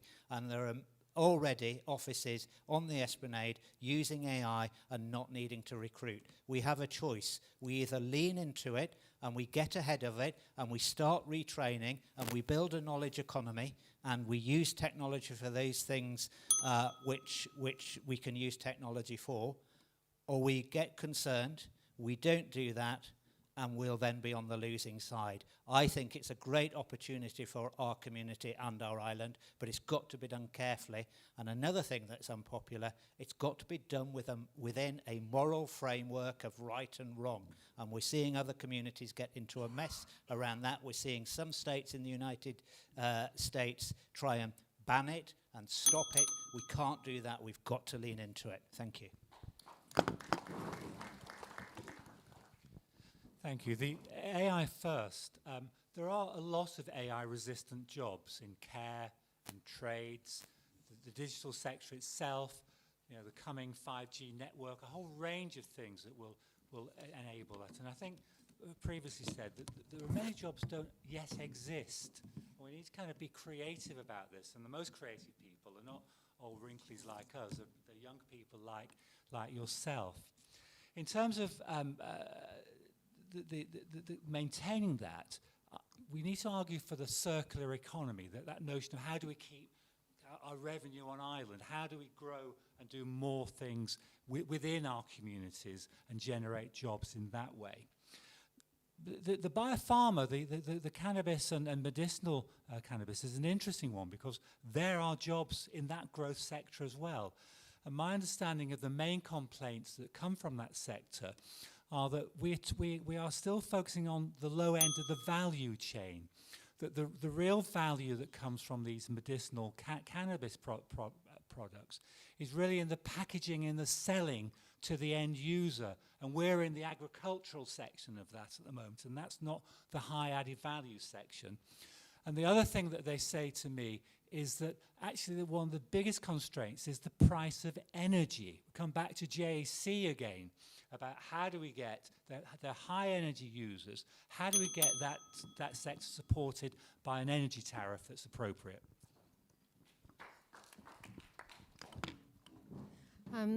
Thank you for the question. I don't have a lot to add to what's already been said about EAI. What I would say, I can't remember if it's the Scouts or the Guides that have a motto to be prepared. And I think what we do know is that government are notoriously underprepared for the next thing that's coming along the road. So I think it's heartening to hear that we do have a strategy. I think that strategy will need to be matched with appropriate retraining skills, apprenticeships for people whose jobs may well be replaced by that. But I do think it is important that we get onto the front foot, which is not an ordinary place for government. When it comes to cannabis, Jack, I could talk for hours and hours about this. We were promised that when the greenhouses were taken over for the production of cannabis, that it was going to be a cash cow for Jersey, that we were going to reap a great deal of income tax. That does not seem to have materialised. What we see are planning concerns. We see heavy use of resources in terms of water and gas, etc.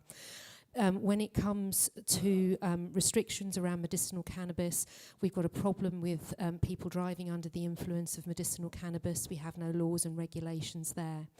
So I think there's a lot of concern about the medicinal industry.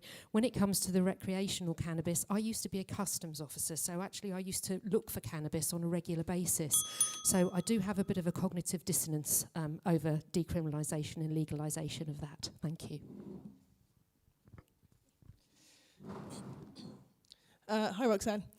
So just to start around AI, I think I agree we need to be proactive, not reactive. I'd love to see AI education in schools a lot earlier, and there's a lot of research around 8-year-olds on phones and tablets being influenced through AI. It has to start earlier for me if we're going to catch this properly and actually make sure that young people understand how to use it.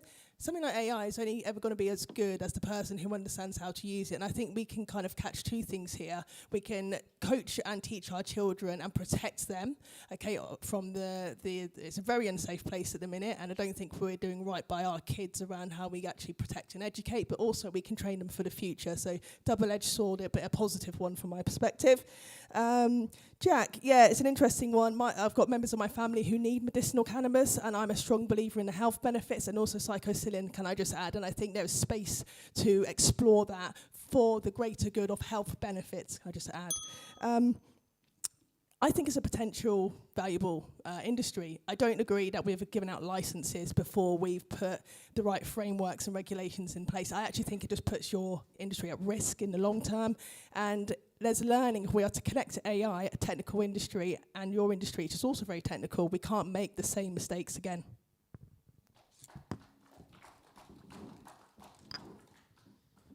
Regarding AI and young people, I have 2 grandsons aged 8 and 12, and they are very tech savvy. And, you know, with having access, they also need to be safeguards. Others have touched on the possible benefits, and I bumped into the police chief by Sand Street car park the other day, and I've actually read the police report, and they've got considerable benefits out of using AI for writing reports and things, and he told me their budget had been capped for the last 6 years, and that's why they're getting the benefit by using technology. So there are benefits already coming for a department of the States of Jersey. Regarding cannabis, it has been a bit of a mix and match about the one firm had their license withdrawn from the UK authorities. That's been reinstated, and it needs to have clear regulation that also includes safeguards, and I think we should proceed in whatever way with a great deal of caution. Thank you.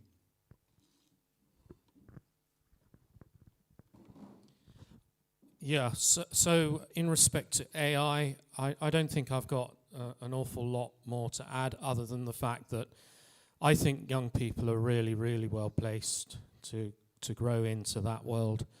It's the older generation that are not going to have a clue about anything to do with it. And so that's that. Now, on to cannabis. I've got personal experience of when it goes wrong. I've never taken it myself, but I've seen the effects that cannabis, recreational cannabis, has on the undeveloped mind, and it's devastating to lives. And I've also seen the effect of recreational cannabis in respect to mental health as well. And basically, I categorize it as poison. Mental health and cannabis together, bad news. In respect to medicinal cannabis, I know people on it, and they speak highly of it. We've got to be very, very careful with, obviously, driving. The rules and regulations on that need to be really, really looked at very, very carefully. Thank you. With regards to AI, I'm not going to take up your time by repeating everything that's been said, but I noted that Ian and Elaine answered that in exactly the same way as I would have hoped to. Medicinal cannabis, Jack, I think you probably know what my answer is to that, and we've been on a bit of a journey together. It's absolutely, as Steve has said, we've encouraged an industry and not done anything about the regulation. That has finally been recognised, and we're now working at speed to catch up, because the industry itself is ready to to produce medicinal cannabis, and we're not ready to license it. So that's a big difficulty. I do think once we've gone through that process, just referring to Helen's point, I do think that there will be some tax revenue because that's the high value area. With regard to recreational cannabis, I think the genie's out the bottle. We can regulate that, but at the moment, as I understand it, and I'm not a cannabis user, but why would you go around with illegal cannabis now when you can develop a backache and go to your doctor or go to a cannabis clinic and walk around with a prescription in your pocket? So I don't think you'll find there's much of a recreational market. The recreational market has become the medicinal, as I understand it. Thank you.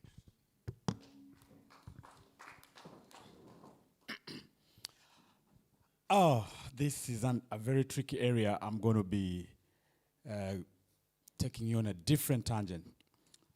AI, fine. How about screen time? I have kids between 3 to 10. And screen time for me is the biggest problem in our modern world today. Our kids are being raised by screen, but not by adults. Our children are learning a lot of things from the screens, and now you even want to hand over your children to AI to raise them. I am questioning that. I think we need to take care of our children until the time when we can give them the screens to use properly. At what age are we going to say AI should be in schools? I think there's a lot of framework modeling that needs to be done here. We are not going to throw our kids to AI, artificial something, and expect our kids to grow up to be emotionally intelligent. They are not going to be emotionally intelligent. They are going to be artificially intelligent. They are going to be relating to machines, and you expect them to relate to others. Right now, the difference between young people and adults and the elderly is a huge thing right now. Kids don't know how to even respect adults. I see that in my own house, so I have to model that. I'm not going to go to cannabis now because guess what? I work in a department where young people are struggling with these things. And we need more serious regulation. Thank you. I thought I'd combine the questions. So I've used AI to provide the answer on recreational cannabis. And it's very simple. The core policy challenge is a balancing act. It requires governments to weigh the individual freedom and economic benefits, and so on. It's an excellent summary that was produced in about 5 seconds. So that's an example of how AI can be used. Quickly on cannabis, you've heard it from Steve and from Tom, and indeed I've had a very slight involvement in Tom's report. Jersey got it completely wrong. It did it the wrong way around. And I should add that the summary of the report, Tom, was written entirely by AI.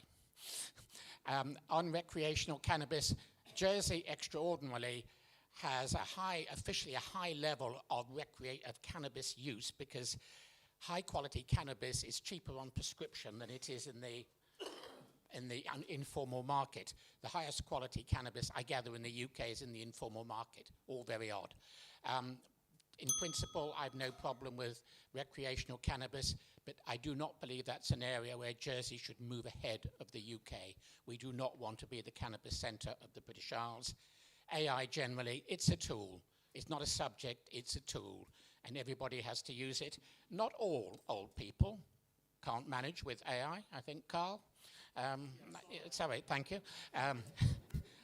But it is the way of doing things. We need to get used to it. It can be a massive benefit. And if we don't, we'll fall behind. In relation to AI, and I'm a very long way from the question. However, I picked up something different, and I may be wrong. I thought the question actually said, with AI doing all the lower level jobs, how are young people therefore going to be able to do the upper level jobs? And that's what I thought had been asked. So yeah, but that's, sorry, I don't think I worded it quite right, but that's kind of what I was alluding to, just because so many jobs will be taken up for administration and stuff. yeah, okay, so that means you're on my page, and from my perspective, it is about ensuring young people are able to do the jobs above the level that they would have done before. So it's about training, and that's what we need to do. In relation to cannabis, it's going to be no surprise to anybody in this room. This is not going to be something that I would ever want to see in relation to recreational cannabis. I'm concerned about the effects on mental health. I'm concerned about the level of people that drive and use it, and we haven't necessarily got strong legislation in relation to it. But as well, primarily, we're a small island in the middle of the ocean. To one side, we have the French, and to the other side, we have the UK. If you think that we can have recreational cannabis and let everybody do what they want, let's watch and see how you will be stopped and searched when you go on holiday. Thank you. That's everyone who's answered those questions. So we've got time for a final two. We have a gentleman in the blue shirt over there. Thank you very much. Yeah.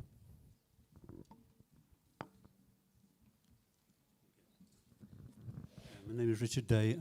I'm from St John's. I just have to say, I'm so sorry. I've been asked that we have to prioritise if there's anyone else from St Mary who wants to ask first. If not, I will go to other people who are not from St Mary. Apologies. Hi, Nikki. Sorry, please ask your question. Thank you. Hi, Nikki from St Mary's. If you hold it nice and close. Nikki from St Mary's. My understanding is that there are over 200 or more one-bedroom flats on the market. My son, among others, is unable to sell his flat. It's been on the market for 2 years due to the flooding of the market and the fact that Andean Homes are still building them. I do accept that one-bedroom flats may be needed for social housing, but what about a scheme where Andean could be enabled to buy up some of these flats to use for social housing rather than build more, which just seems daft? I'd like to know your thoughts on this, please. Okay, thank you. Anyone else from St Mary's? Yeah, there is someone over there. Thank you.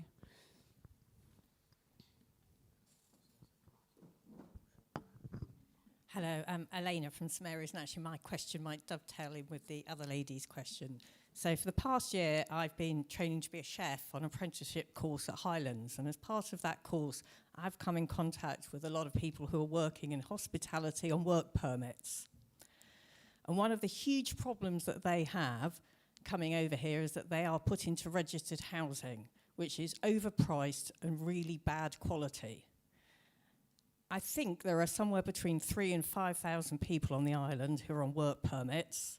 They're generally badly paid, and I think there are a lot of problems with the way in which they're treated. But specifically in relation to their housing options, what do the panel think that could be done to help these people who are vital for our economy get better housing? Thank you very much for those questions. We will start here with Helen, and whilst Helen begins, if you could pass the microphone back up, that'd be great, so you can use mine. Thank you. Okay. Hi, Nikki. Thank you very, very much for the question. I think there has been a policy over the last 5 years to build flats, and that was at a time when we were expecting a rise in the population that, of course, with Brexit and COVID never actually materialised. In fact, we did lose a number of the population. I think your idea about Andean buying up the one-bedroom flats to provide for social housing is not a bad idea at all.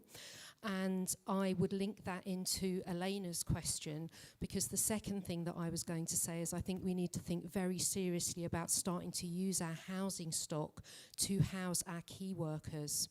And key workers can be anything from your care assistants who are on permit or not on permit, teaching assistants, again, on permit or not permit, because we know that there has been a significant reduction in registered housing stock, and we know the registered housing stock that we have is actually very expensive. We've done things at the Immigration Department. Certainly when I was a minister, we extended the work permits to a 3-year period. And I think housing should match that as well. If we're inviting people here to maintain our economy, we need these people because we know that we haven't got local people who are able to fill these jobs. They have to be housed in appropriate, decent accommodation. And if we've got flats lying empty, then they should be used for that sort of thing.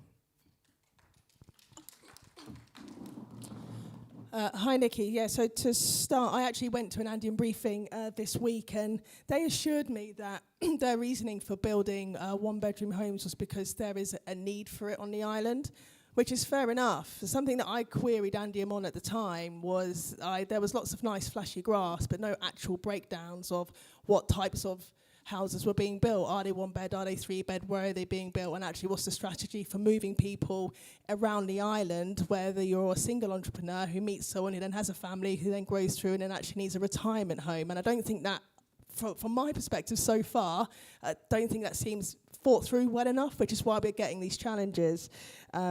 So I think for me, there is obviously a supply issue on the island, but also how do we actually move islanders through as they want to live their lives in Jersey? I think that's something that the next government really needs to look at and address.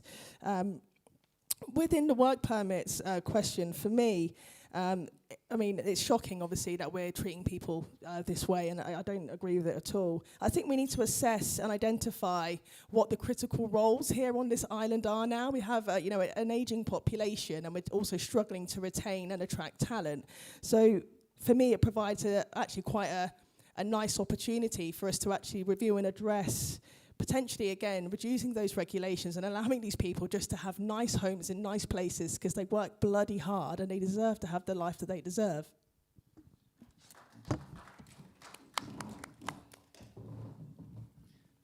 Regarding the glut of flats, I think that's stalled. If you look in town, Broad Street is not progressing and the Apollo Hotel is not either. So I think that's calmed down, and my own view is 2 bedrooms should be the minimum, really, because you might have somebody like me who wants to have the grandkids, and it's 1 bed. It's probably not big enough. Regarding the housing options better for seasonal workers, I've looked at this in some detail, and the market in Jersey for lodging houses is worth about £28 million a year. It is serious. And some of this involves shared facilities, bathrooms and toilets. And sometimes you've got young kids living there as well, and it is not ideal at all. But then the emphasis should be perhaps on the employer, and I know we've had this in the farming community, to provide accommodation for staff and also welfare facilities like medical support with GPs and things like that. And I think there's more we could do that wouldn't be very expensive, and it would be encouragement for those people because they're not exactly sure about these conditions when they come to live and work with us. Thank you.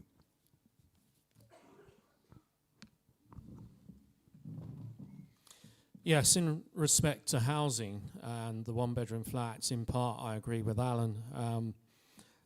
I think a large proportion should actually be 2-bedroom flats. And I think we should look at the downsizing market. And I think within the next few years that I could consider moving into a 2-bedroom flat because the house I live in, the gardens, I just can't keep on top of the garden and work and do everything else. And so with the aging population, I think that would be an attractive proposition. And then, obviously, the young people with potentially young families could be incentivized to move into the property market that's been made available there. The second question about the imported workforce, I've got personal experience of employing carers.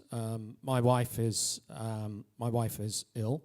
I need full-time carers. The carers we've got are absolutely fantastic, 3 of them from Zimbabwe. And I get the idea that their accommodation isn't up to scratch. I haven't seen it. It's through a care agency.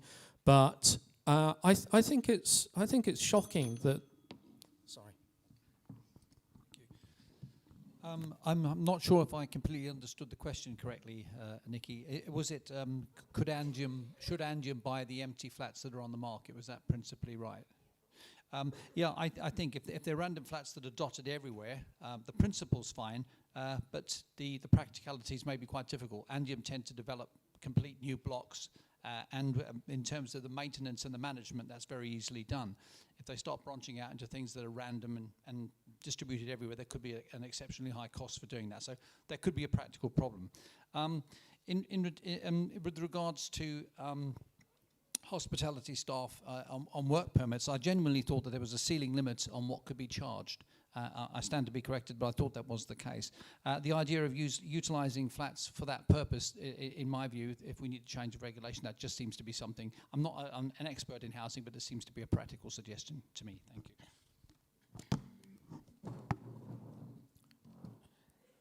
Just like Elaine said, the two questions seem to merge. And I'm mostly going to concentrate on the aspect of seasonal workers living in accommodations wanting. I think one of the problems that I have experienced with the seasonal workers I know from Kenya, some of them that have confided in me through this time of campaigns, is actually not knowing who to talk to actually share about their problems. And they fear their management because they are seasonal, and then also their visas are actually in the hands of them or the person that or the company that brings them here. So they might end up losing their jobs.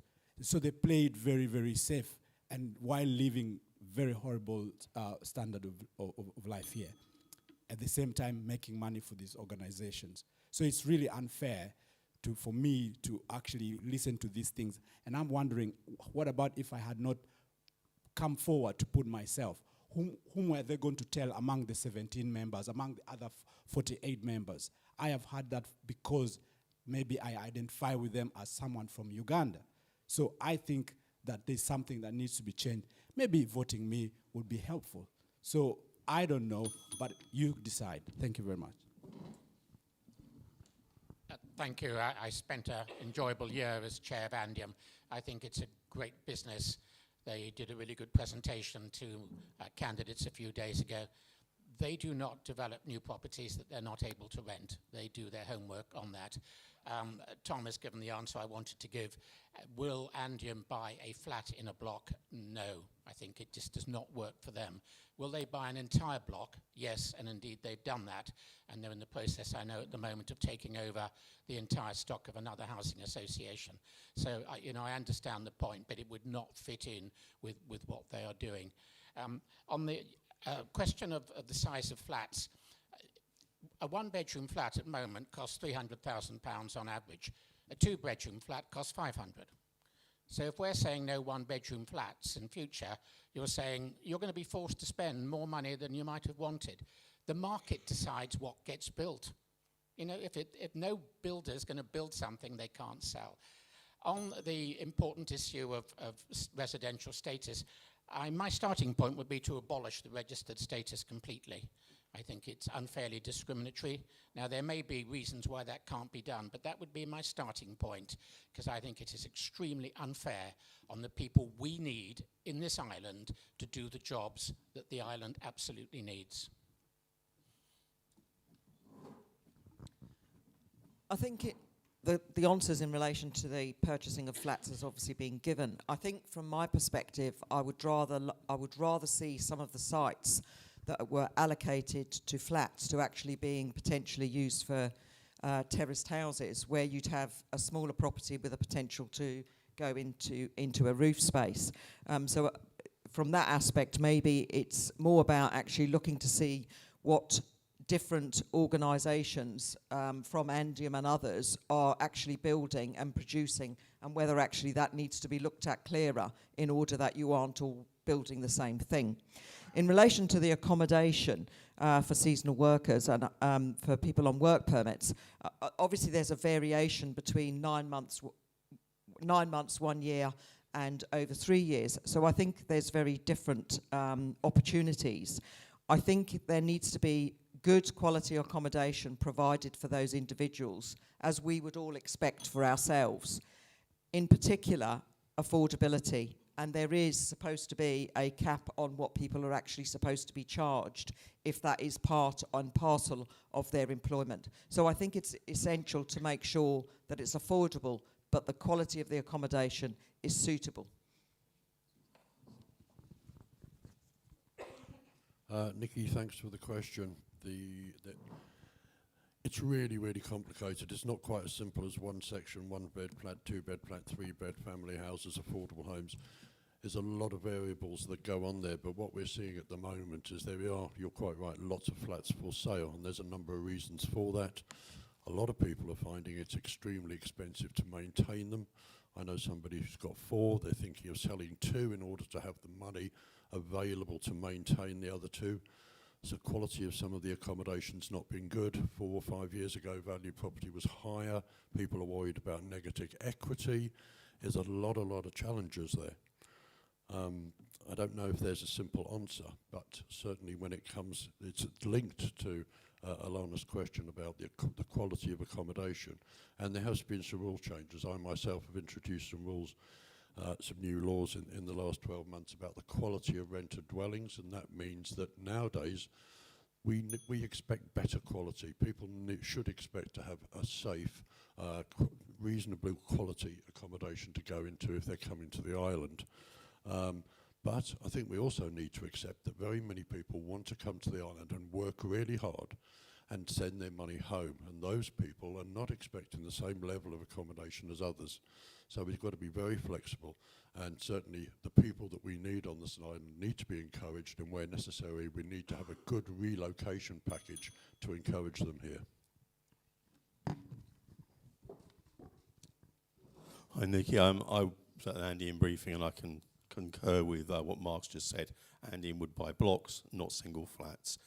So that's saying, as far as I'm concerned, as far as building, we should be building communities. We need to be building areas where people can have their first home, their family home, and the retirement home. That way they can stay together, because that's what people want. They want to be part of a community and not have to move. And I think that would then help ease up the housing stock, and we'd have some flow through so that older people who want to can downsize. As for migrant workers, Lazorm have done a really good job. They had a look at their business plan. We want to build, they want to increase the number of visitors coming in, and they knew how many staff they needed, so then they also built staff accommodation. And I would think that is what people will need to be doing. If you're going to employ staff off island, you need to be looking at supporting their accommodation and making sure it's a really good standard. Thank you.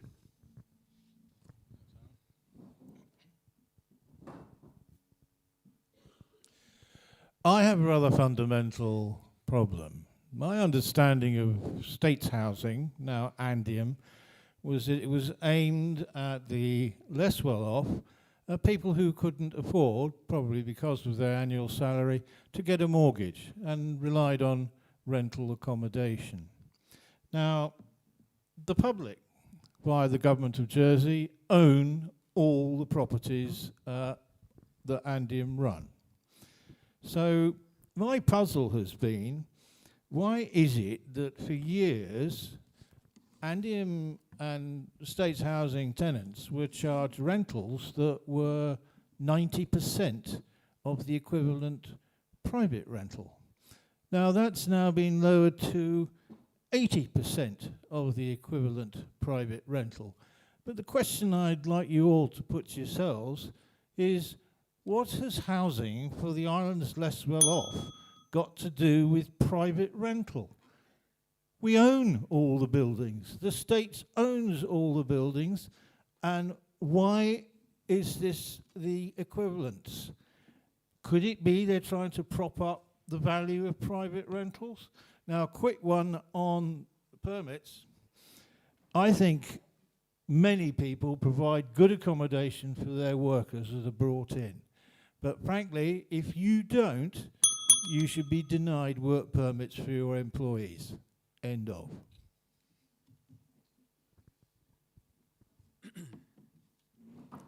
Thank you. I think others have explained Andium's policy on the acquisition of flats, but it's more than that. The big problem we have here is falling birth rate. Many young people are now in flats because that's all they could afford. And we need to get young people into affordable family homes where they can raise families. And that's challenging, but that's why schemes like the First Step scheme, which was a pilot scheme which put 153 people into home ownership, need to be significantly expanded. We also have a program where you can see, I'm sorry about all the roadworks at the moment, and we're putting facilities, drainage, water in to get some of these stored developments built for young families.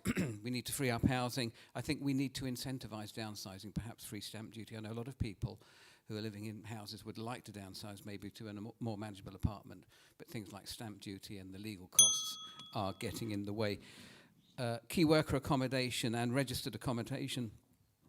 And there are some excellent examples of good quality accommodation, but of course there's also the opposite. Perhaps a new tier of the housing regulation needs to be created so we can, private developers and employers can build better quality of accommodation, because if people are prepared to come and work here and pay taxes, we must ensure they have access to decent accommodation.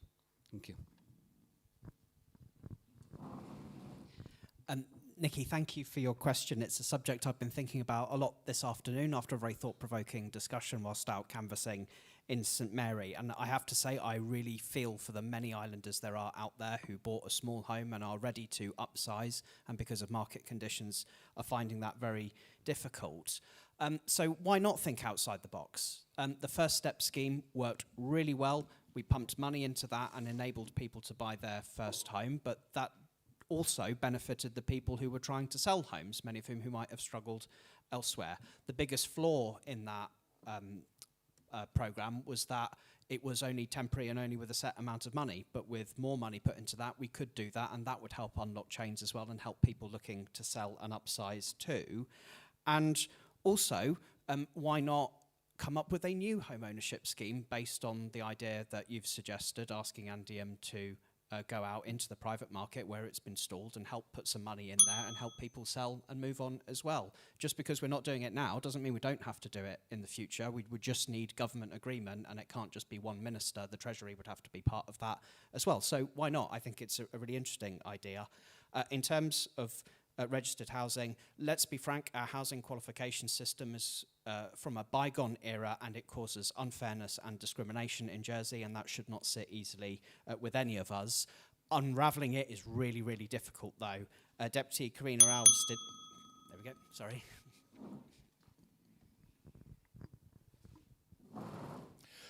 Nikki, it's a difficult situation with the housing market at the moment, obviously with increased interest rates and the state of the market generally driven by that. It means there's more supply on the market, and prices, unfortunately, as we've seen in the latest statistics, have started to fall. People are therefore trapped to an extent, and negative equity is something that a number of young people are seeing. As has already been mentioned with Andium, they tend to buy in bulk from developers or housing associations so that they can negotiate big discounts.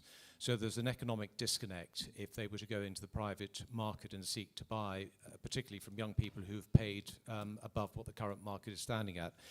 That said, I think we probably should look at the economics of all this and see if there's a solution knocking around. I don't think it would necessarily be easy, but nevertheless one perhaps should look at it. Key worker accommodation is and has been a problem for many years.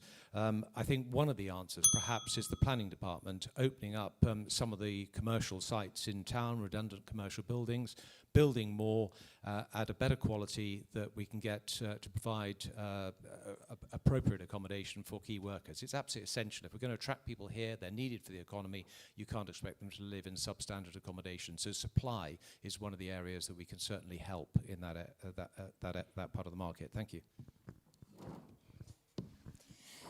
Thank you. I'd just like to reflect that 4 years ago when we were campaigning, I was being told, as were every other candidate at the time, parents were worried about their children not getting on the market because they were standing in queues to buy and they were being defeated by landlords. That was why in December 2022 we brought in the surcharge on buy-to-let properties The rental market we do need to have more data on this. We need to understand the problem. The rental market has dropped, buy-to-let market has dropped. That was doing a lot of the trade in flats. Interest rates have changed. People can get good returns in the bank without having to worry about the stress of being a landlord. We've had new regulation on landlords. So there are things affecting the market. Andium are building 3-bedroom homes. They have a development at Sion, which I think will go to rental, and they have a development in St. Peter underway, which will be sold. They have another development they are waiting to start in St. Peter. So Andium are building homes. 2 years ago, Sam was talking about a housing crisis when he was first appointed. So there's a whole issue out there that we really need to understand what's happening. The flats on the market are not necessarily empty, but we do need to understand why they're not selling. Elena, I absolutely agree with you. The whole status about registered employees needs to be dealt with. There is a dearth of registered property. We need to look at that. We need to look at how we attract people here. We're in a very competitive market for labour, and housing's part of that. Has to be addressed as part of a holistic picture. Thank you. Thank you. Are we due to finish at 9 o'clock? We'll take your answers. Nice try. Yeah, it was, yeah. So I think the answer is, in theory, yes. In practice, it would be really difficult. I am supportive, though, of the gateway being extended. I think the First Step scheme has been excellent, and the new government needs to find more ways of extending that, not only through Andium, but by the private sector as well. The difficulty there is who's going to hold the bond. I think the answer is possibly we can use Andium still to hold the bond to do that, so it should be extended. But the gateway should be extended, because if you find yourself stuck in a 1-bedroom flat that you saved and scrimped to get into, you shouldn't then really be stopped if you're wanting to move up the ladder. So all of that does need to be reviewed, but the housing market still remains, unfortunately, for some of the reasons that Deputy Miller just said, quite stagnant, and government needs to encourage that. I think Sam was about to say that Deputy Alves has started to make some changes to the registered category of housing, but it's got to be done really carefully so that you don't have unintended consequences. Because if you look at what we did with the lodging housing regulation, everybody said, oh, they're terrible, we've got to get rid of them. Once you've got rid of them, then you've no way of controlling and creating decent accommodation that you could have had through the lodging housing regime. When it comes to work permits, I don't think they're working for either employers or employees, and therefore they do need to be reviewed moving forward. Thank you.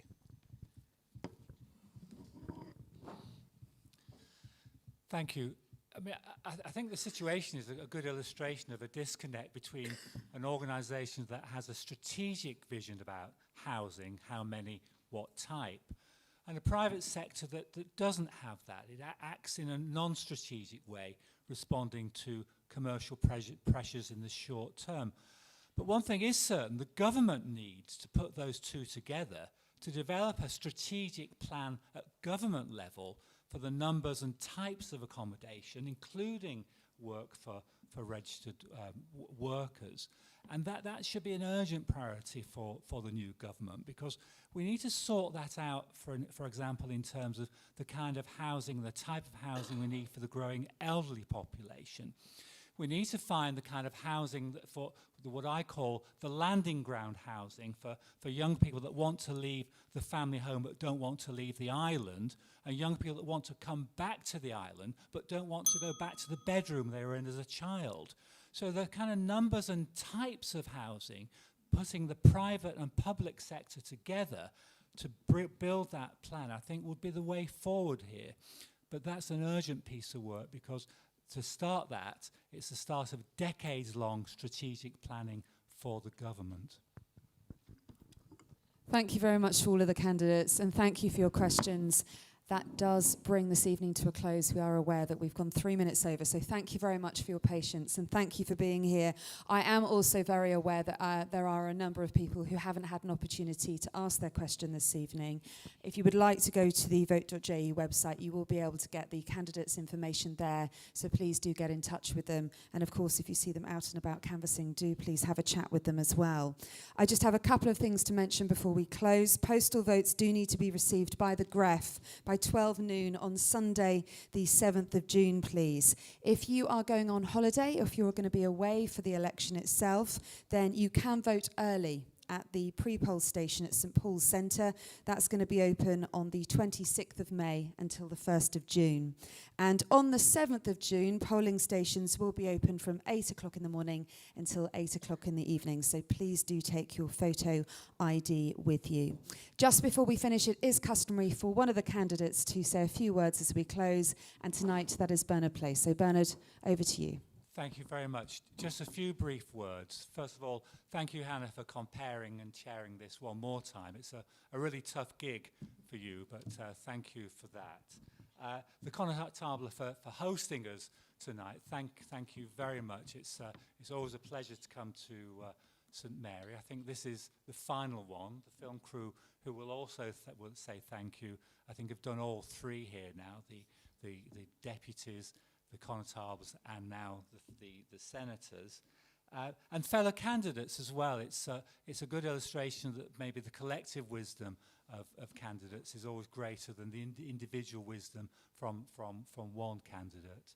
But most of all, thank you for coming and asking such insightful questions. There are many, many serious issues facing the island, and the wisdom that you have